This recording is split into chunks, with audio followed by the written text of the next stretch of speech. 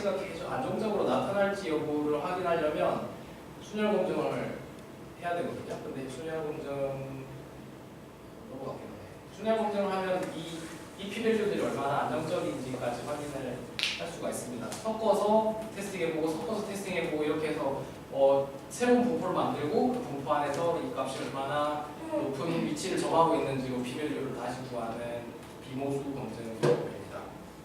네, 그렇게 했을 때도 부정빈급성, 긍정빈급성에서 사실 저 크기가 성형 연구에 비해서는 조금 큰 편인데 한편으로는 좀 아쉬워 보일 수도 있는 게 뇌영상 연구에서는 저보다 훨씬 더 큰 효과들이 많이 보고가 되기 때문에 오버피팅 된 건지 이제 제너럴라이즈블 테스트가 된 건지가 이제 차이가 그래도 저기에서 확 낮아진 게 아닌가 생각을 하고 있고요.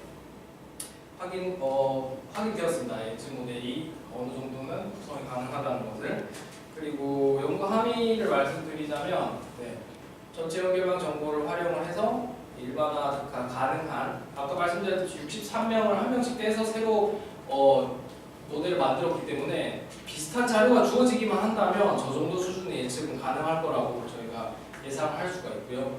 그리고 정신병리의 차원적 접근을 뇌영상으로 할 수 있었다는 점, 그리고 짧은 휴식이 뇌영상, 이게 그때 구현 때도 지적을 코멘트를 해주신 게 이게 MRI를 1시간 찍는데 30만 원 정도가 대학교에서 하고요. 병원은 아마 더 비싸겠죠.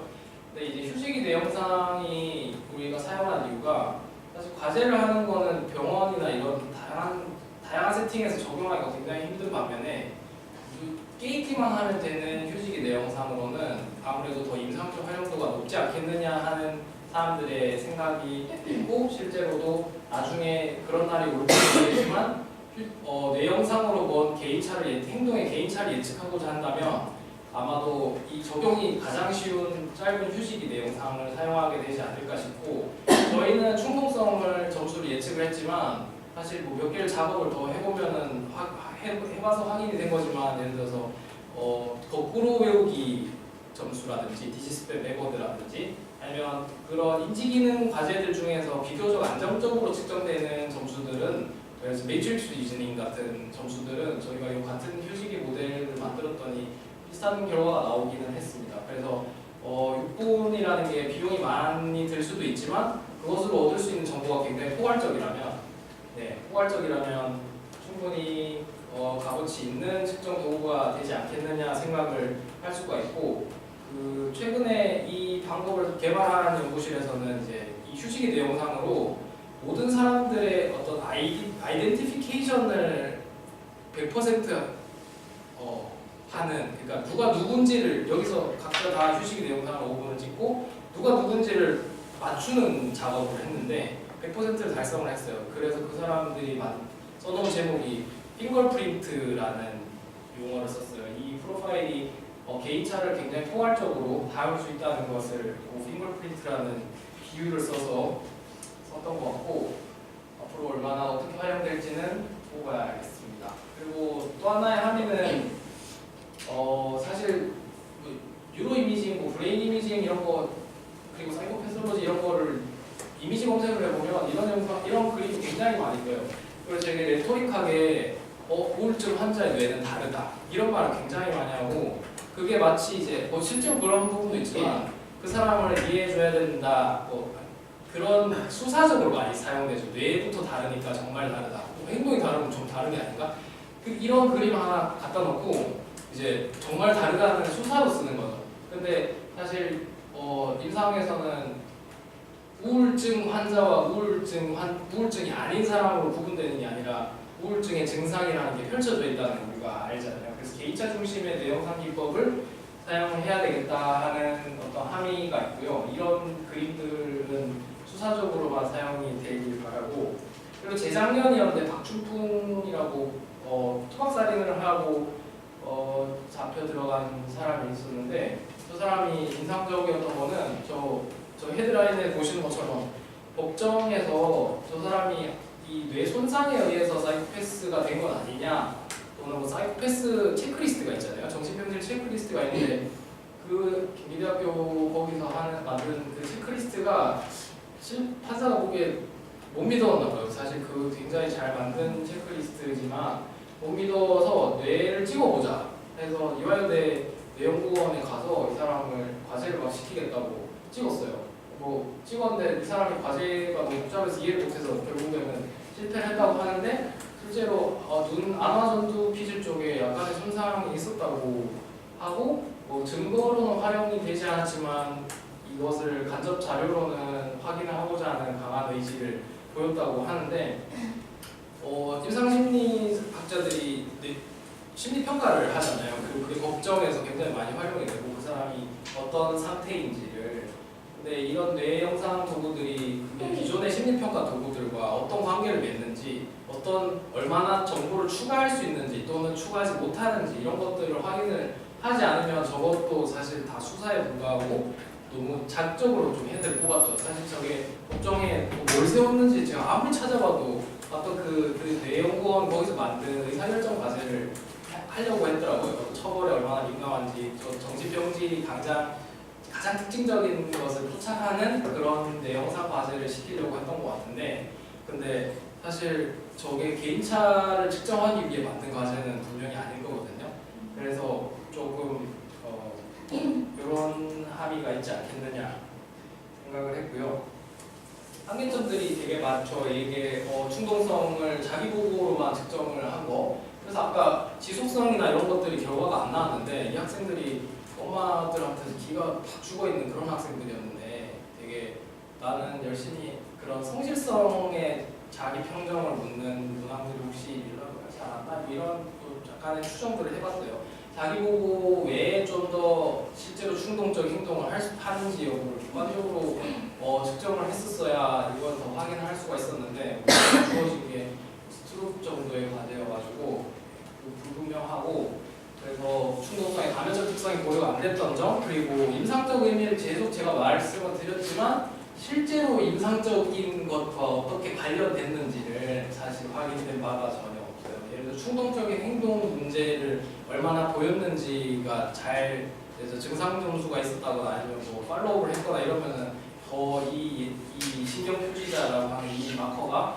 정말로 의미 있는 측정치였는지를 확인할 수가 있을 것이고, 그리고 신뢰도나 뭐 검사 재검사 이런 것들을 이 신경 표지자 연구하는 사람들이 많이 하거든요. 그래서 일주일 뒤에 예를 들어서 UPPSP는 저희가 한 달 다시 뒤에 검사를 했는데 상관이 뭐 0.6, 7 이 정도, 자기 보고 척도들의 이 신뢰도라는 어마어마하다는 걸 다시 한번 확인을 했는데 이 신경 표지자는 최근에 뭐 올해 나온 연구에 따르면 그 크롬바 알파 또는 뭐 비테스트 릴라이블리티가 그런 자기 보고 척도에 못 미치는 되게 아쉬운 결과를 보였어요.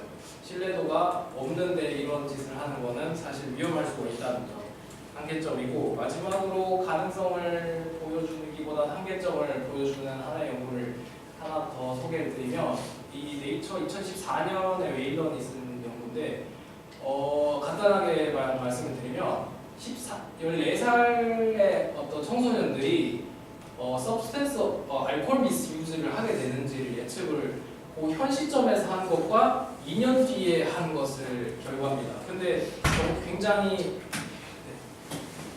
임상심리학자들에게는 어쩌면 고무적인 결과인 게, 보시면은 그 히스토리나 퍼스널리티에서는 2년 뒤에 이 사람이 알코올 미스유즈를 할지 굉장히 안정적으로 예측을 했어요. 근데 여기 밑에 빨간 박스를 보시면 충동성과 관련된 내 영역들의 볼륨, 내 활성화 이런 것들인데 위에서 히스토리만큼 그 사람이 살아온 삶의 궤적만큼은 턱없이 못 미치는 뭐 한두 개가 간신히 설명을 했던 것 같아요.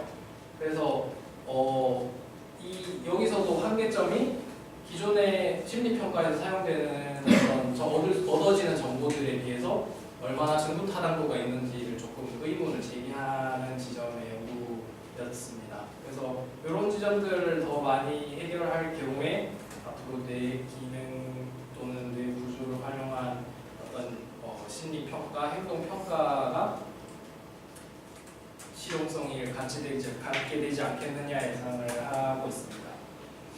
네, 여기까지고 혹시 40분 됐었네요. 네. 네, 여기 저기 앱 개발하는 곳인데요. 여기 인지훈련하는 이 과제를 거기서 이제 펀딩을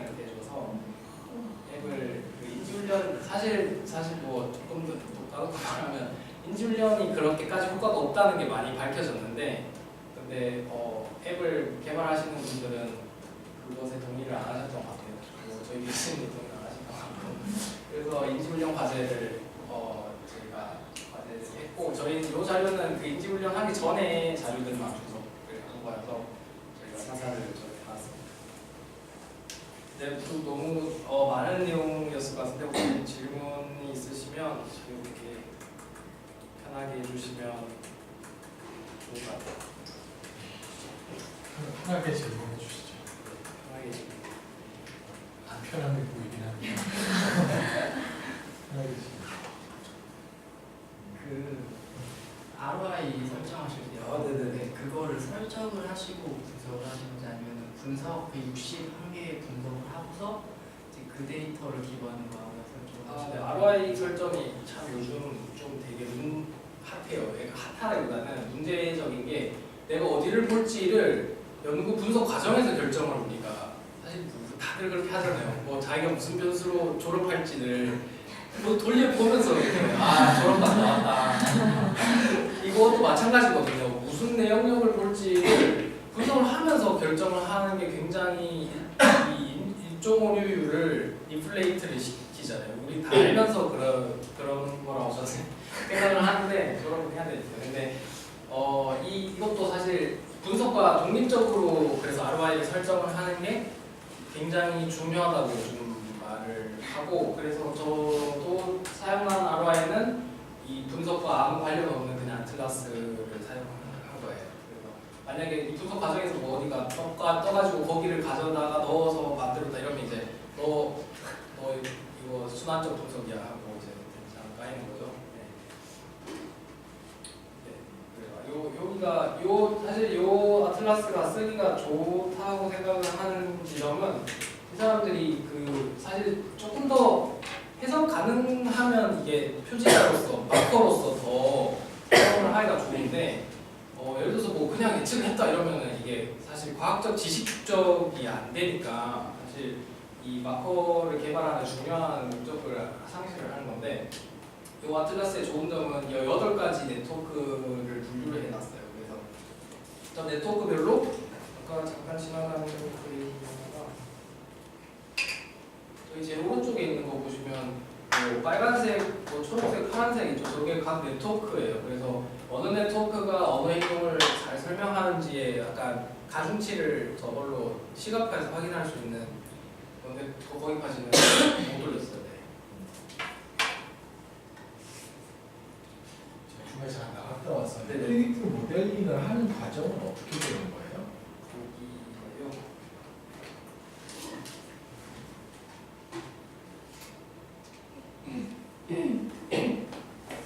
이 각 개인별로 이 뇌 연결망이 있고 각 개인별로 충동성 점수가 있으면 한 명씩 떼어놓고 모델 만들어서 예측하고 한 명씩 또 한 사람 떼어서 모델 만들어서 예측을 하고 이런 방식의 절차를 계속 반복을 하는 거예요. 그래서 뭐 여기 자료에서는 63명의 자료였는데 63명의 첫 번째 자료 한 명을 떼놓고 62명으로 저렇게 어떤 중요할 것 같은 뇌 연결고리들을 따가지고 그 연결고리의 값들을 다 합산을 해요. 사실 여기가 조금 어찌 보면 너무 단순화하는 지점인데 저렇게 한 1000개의 뇌 연결들이 이제 선택이 되거든요.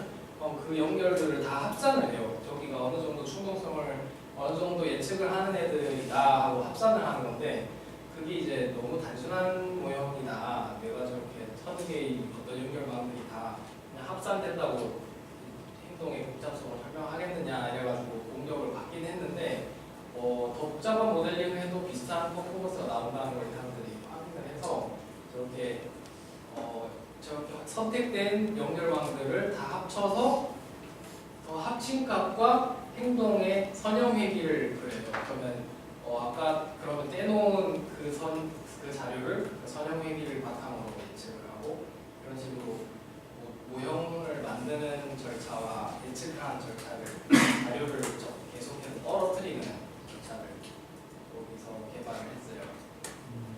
그러면은 그냥 예측값하고 나타난 나타나는 저 척도에서 값을 바탕으로 해서 펑션 식을 만들어내는 건가요?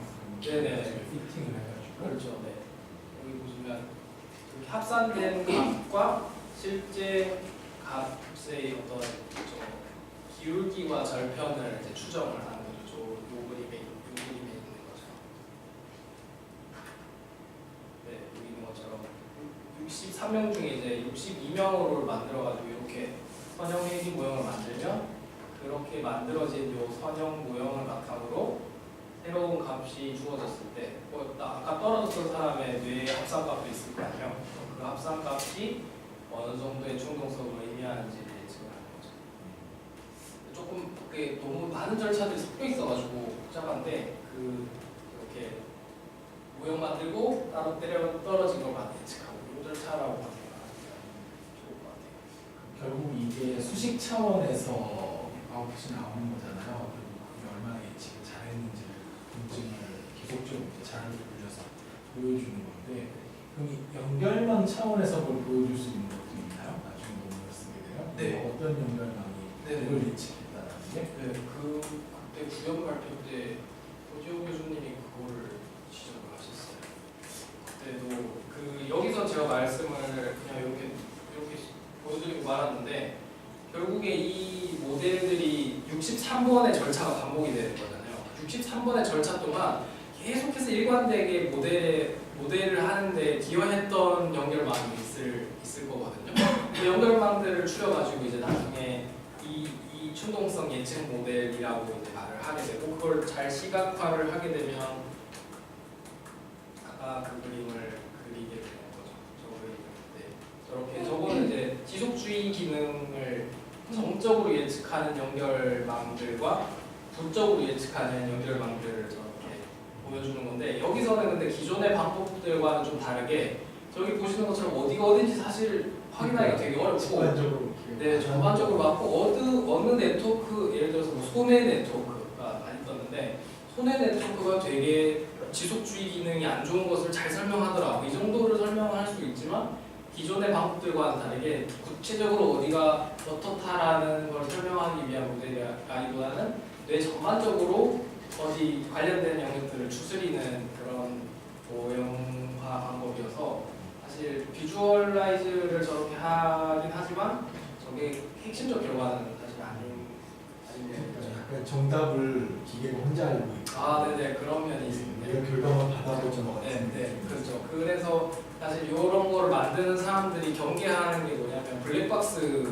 그 머신러닝에서 블랙박스 이슈 있잖아요. 기계가 뭘 학습했는지 사람은 모른다는 그 부분이 사실 아카데미아에서는 또 다르게 치명적인 것은 지식이 축적이 안 된다는 게 굉장히 문제적이죠. 충동성이라는 걸 아무튼 계속해서 설명을 해놔야 되는 문제인데, 이렇게 뭐 기계가 알아서 뭐 잘 뭐 성형회기 만들었겠지 뭐 하고 어디 매트랩 어딘가 저장돼 있는 그 시기를 쳐다도 안 보게 되면, 그러면 나중에 무슨 어떤 모형화가 됐는지를 확인을 못하는 되게 안 좋은 결과인 것 같고, 근데 다행히도 이 방법, 이 CPM이라는 이 방법은 요즘 말하는 그 머신러닝들 있잖아요. 뉴럴 네트워크나 서포트 벡터 머신 뭐 이런 되게 복잡한 다차원 비선형 모형을 만드는 어떤 방법이랑 다르게 단순 합산이에요. 이거는 선택해서 합산 이 방법이기 때문에 구체적으로 어디가 선택됐는지를 일일이 다 확인을 할 수가 있고, 블랙박스의 위험을 사람들이 피하려고 많이 노력을 한 방법이어서, 그래서 최종식은 되게 간단하겠네요. 네네, 최종식이 이게 실제 식이에요.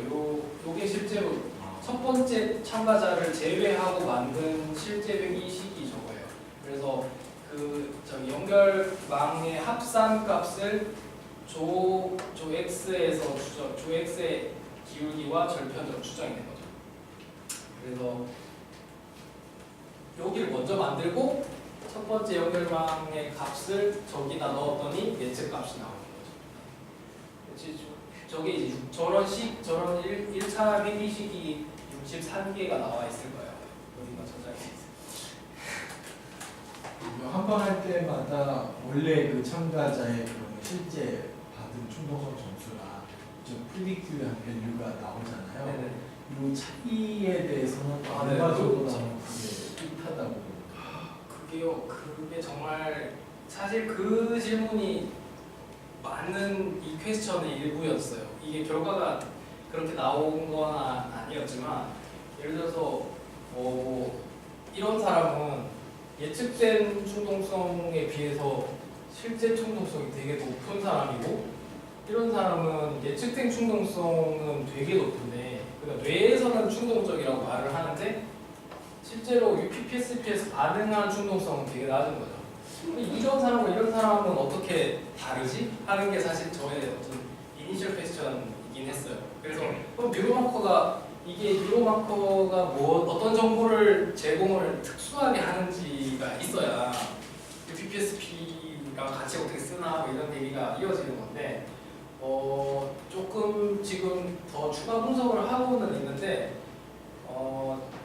지금 나온 결과 중에 제일 유의미한 관련 결과는 요 예측된 충동성 점수는 TMT나 스트룩과 상관을 보이는데 UPPSP는 TMT나 스트룩과 상관이 전혀 없어요. 이게 이 TMT나 스트룩이 반드시 뭐 충동성 과제는 아니지만 신경인지 과제 중에서 간섭 통제를 해소하는 기능을 대표적으로 측정하는 과제 중에 하나인데 그것을 이 예측된 값만 관련이 있다는 것은 이게 좀 더 제너럴한 특성을 반영하나 아니면 뭐 좀 더 공격적으로 해석하면 좀 더 객관적인 뭔가를 반영하나 하는 그런 생각까지는 해봤습니다. 그런데 그 이비신 연구단에서 우충환 교수님이 만든 그 통증의 신경 표주자를 개발을 하신 분인데 그분의 결과에 따르면 통증을 우리가 느끼는 자기보고 통증이 실제로 신체 속에서 어떤 반응하는 것과 되게 자기가 리어프레이저를 한 결과물의 총합물이다. 근데 이제 이 뉴로마커는 그거를 더 잘게 찢어준다 하는 결과를 보여줬어요. 그래서 그거를 생각하면 이 결과는 좀 두루뭉술하게 나온 답은 있어요. 최종적으로는 그 질문의 답을 계속 해야 되지 않을까 싶습니다.